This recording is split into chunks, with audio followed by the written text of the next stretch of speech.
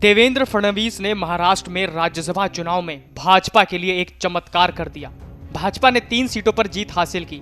इस शानदार प्रदर्शन का श्रेय पूर्व मुख्यमंत्री को दिया गया, लेकिन ताजा चुनाव परिणाम उन गहरे दरारों को भी उजागर कर दिया जो कुछ समय से सत्तारूढ़ महाविकास अघाड़ी और उसके सहयोगियों के भीतर विकसित हो रहे हैं। भाजपा ने राज्यसभा की 6 सीटों में से 3 पर जीत हासिल की। हालांकि विपक्षी दल के पास केवल 2 सांसद निर्वाचित होने के लिए विधायक थे। फडणवीस ने भाजपा की जीत के लिए शिवसेना, एनसीपी, कांग्रेस के भीतर आंतरिक विरोधाभास का लाभ उठाया।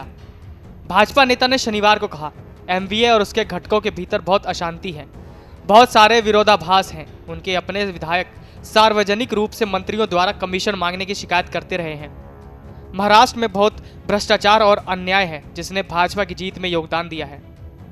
एमवीए का समर्थन करने वाले निर्दलीय विधायक किशोर जोरगेवार ने हाल ही में दावा किया था कि मंत्री विकास कार्यों के आवंटन के लिए कमीशन की मांग कर रहे हैं। दरअसल प्रदेश कांग्रेस अध्यक्ष नाना पटोले समेत कांग्रेस और शिवसेना के कुछ विधायकों और नेताओं ने कथित तौर पर पक्षपातपूर्ण तरीके से विकास निधि आवंटित किए जाने की बात सार्वजनिक रूप से कही है।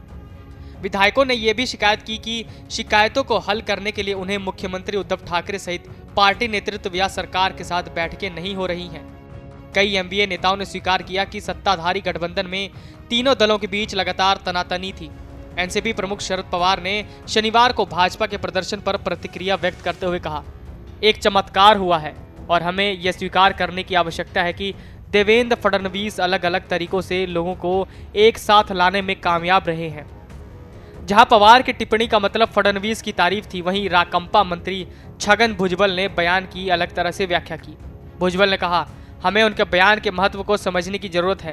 तीनों दलों के लोगों को अपने करीब लाने की जरूरत है। एमवीए के भीतर विधायकों में गुस्सा था और हमें जागरूक होने और इसे होने से रोकने की जरूरत है। 20 जून को होने वाले एमएलसी चुनावों के कारण एमवीए के सामने अब एक बड़ी चुनौती है, जो गुप्त मतदान द्वारा आयोजित किया जा रहा है। भाजपा ने 6 उम्मीदवारों को मैदान में उतारा है, जबकि उसके पास चुनाव के लिए सिर्फ 4 उम्मीदवार हैं।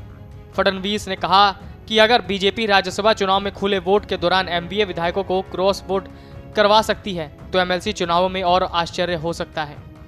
महाराष्ट्र में शुक्रवार को राज्यसभा की 6 सीटों के लिए गहमा गहमी के बीच मतदान हुआ।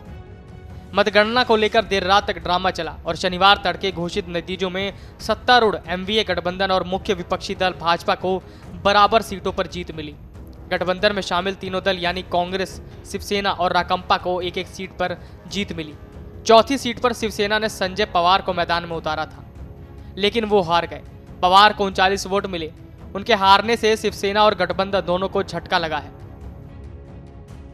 Video desk amarujala.com। डाउनलोड करें अमर उजाला ऐप और पाएं खबरें लगातार। अगर आप ये वीडियो YouTube पर देख रहे हैं तो हमारे चैनल को सब्सक्राइब करें और बेल आइकन को दबाना ना भूलें। अगर आप Facebook पर यह वीडियो देख रहे हैं तो हमारे पेज को लाइक करें।